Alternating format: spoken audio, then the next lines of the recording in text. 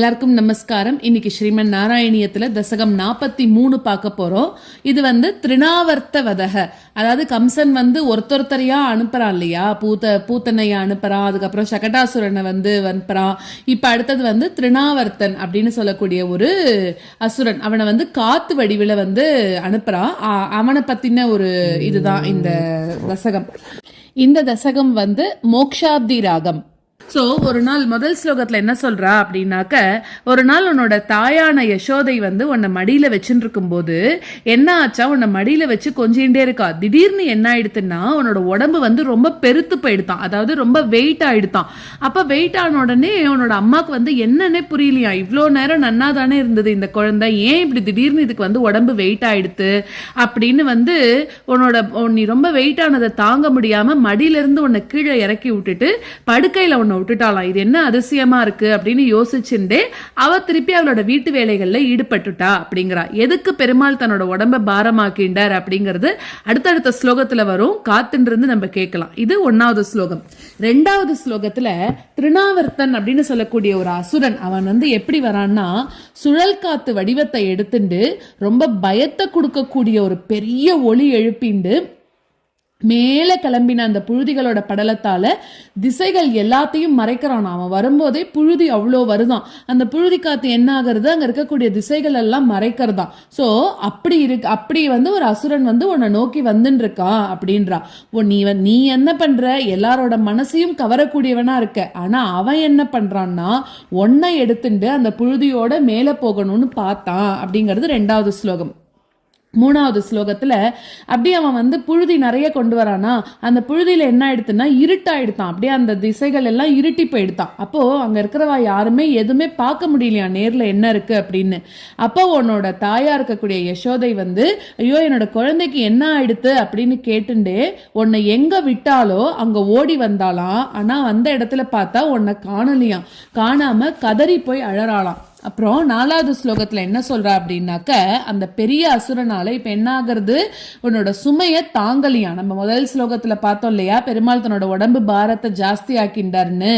ஏன் அப்படின்னா, ஏன்னா அவருக்கு எல்லாமே தெரியும், இதே போல ஒரு அசுரன் வரப்போறான், காத்து வடிவுல வரப்போறான், காத்துனால அதிக பாரத்தை தூக்க முடியாது இல்லையா. அதனால என்ன பண்றாருன்னா பெருமாள் தன்னோட உடம்போட பாரத்தை அதிகரிச்சுட்டாராம். சோ இப்ப என்ன ஆகுறதுன்னா, அந்த பெரிய அசுரனால அவனோட சுமை தாங்க முடியாம அவன் என்ன பண்ணிட்டான், மேல அவனோட நடையில வேகம் எல்லாம் கம்மியா போய் அவனோட உடம்பு சோர்ந்து போச்சான். அப்ப அவனால அசைய கூட முடியாம ஆயிட்டானோ. அதுக்கப்புறமா கோகுலத்துல என்ன ஆயிடுத்து, அவன் வேகமா வந்ததுனாலதான் புழுதி எல்லாம் வந்தது. இப்போ நீ உன்னோட வெயிட்ட தூக்க முடியாம அவன் பின்வாங்குறான். அப்ப என்ன ஆச்சுன்னா கோகுலத்துல புழுதி அடங்கி போச்சு, அந்த பெரிய ஒளின்னு நம்ம பார்த்தோம்ல அந்த ஒளியும் அடங்கி போச்சான். இப்ப இதெல்லாம் முடிஞ்ச உடனே உன்னோட அம்மாவோட அழுகை குரல் மட்டும் கேட்கறது அப்படிங்கிறது 4வது ஸ்லோகம்.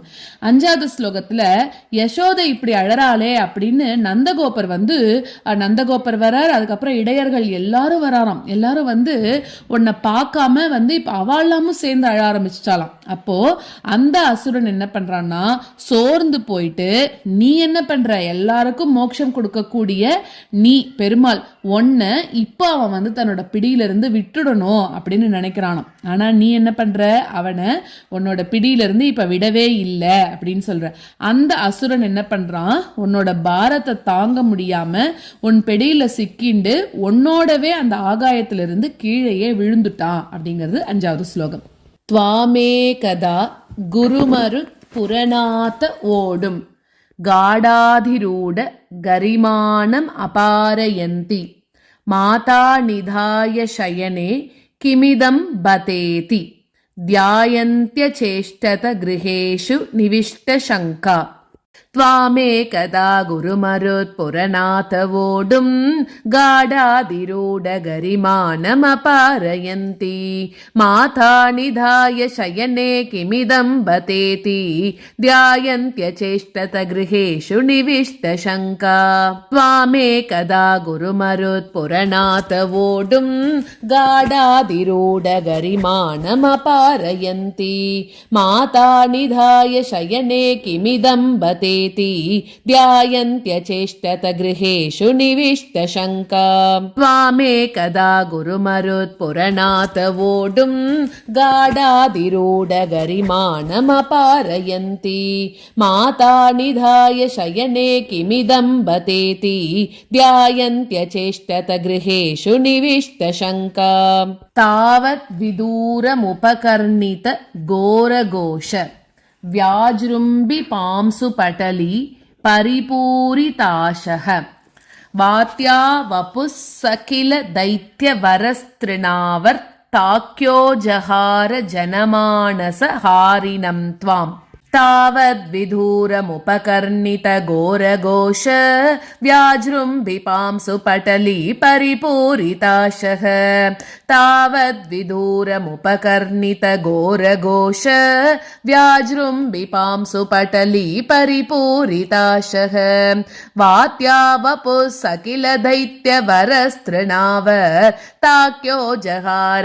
जनमानसहारिणं त्वाम् वात्या वपुः सकिल दैत्यवरस्तृणावर्ताख्यो जहार जनमानसहारिणं त्वाम् तावद्विदूरमुपकर्णित घोरघोष व्याजृम्भि पांसु पटली परिपूरिताशः वात्या वपुः सकिल दैत्यवरस्तृणावर्ताख्यो जहार जनमानसहारिणं त्वाम् तावद्विदूरमुपकर्णित घोरघोष व्याजृम्भि पांसु पटली परिपूरिताशः वात्या वपुः सकिल दैत्यवरस्तृणावर्ताख्यो जहार जनमानसहारिणं त्वाम् उद्धाम पांसु तिमिराहत दृष्टिपाते द्रष्टुं किमप्यकुशले पशुपाललोके हा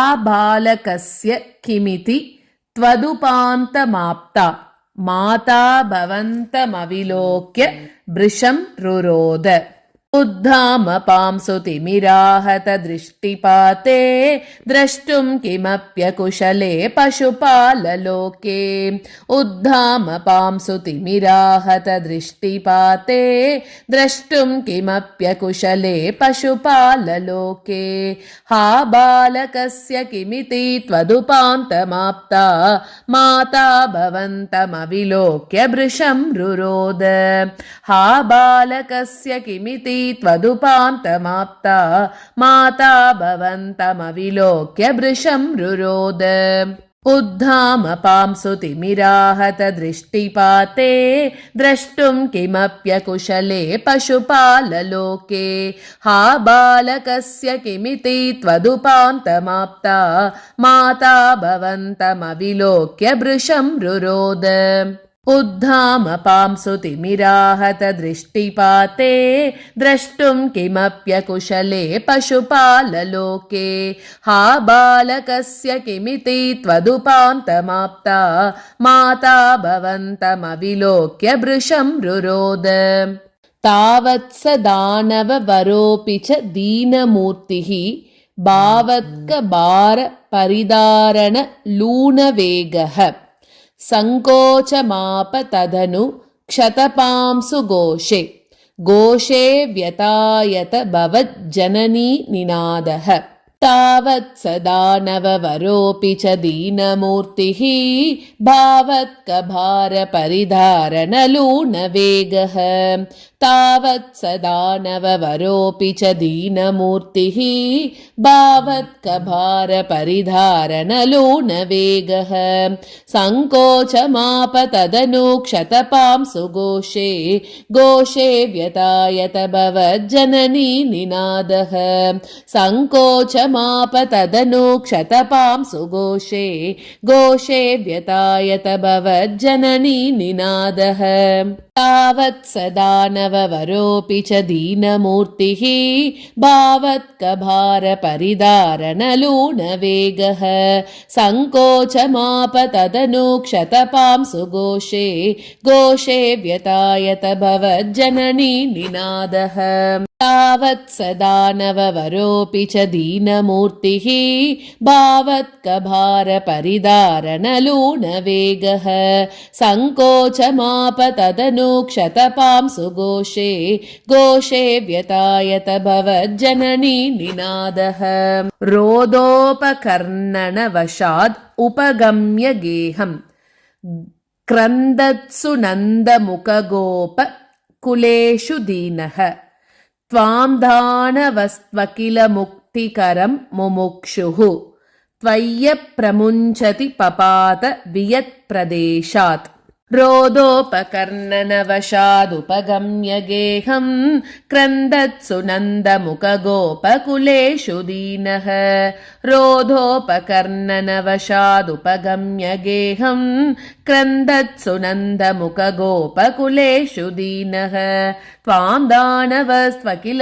मुक्तिकरं मुमुक्षुः त्वय्यप्रमुञ्चति पपात वियत्प्रदेशात् त्वां दानवस्त्वकिल मुक्तिकरं मुमुक्षुः त्वय्यप्रमुञ्चति पपात वियत्प्रदेशात् रोदोपकर्णनवशादुपगम्य गेहं क्रन्दत्सु नन्दमुखगोपकुलेषु दीनः त्वां दानवस्त्वकिल मुक्तिकरं मुमुक्षुः त्वय्यप्रमुञ्चति पपात वियत्प्रदेशात् रोदोपकर्णनवशादुपगम्य गेहं क्रन्दत्सु नन्दमुखगोपकुलेषु दीनः त्वां दानवस्त्वकिल मुक्तिकरं मुमुक्षुः त्वय्यप्रमुञ्चति पपात वियत्प्रदेशात्